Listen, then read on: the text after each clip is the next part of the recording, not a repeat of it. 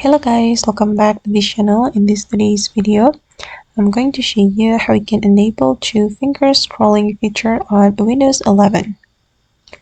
Okay, let's get into it guys. First of all, I'm going to open up my Windows setting.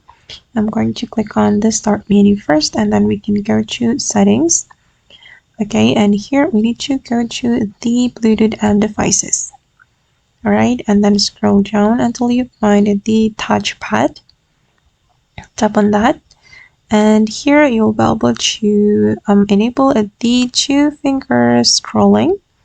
You just need to click on Scroll and Zoom, and you can enable the two-finger scrolling or two-finger gesture by clicking on this checkbox like this. And after you activate this feature, you'll be able to scroll using your touchpad with your two fingers. And I'm using my two fingers to scroll up and scroll down, guys. Okay guys, so that's all the way to activate two-finger scrolling feature on Windows 11. I hope this video will be useful for you. Thank you so much for watching, and bye.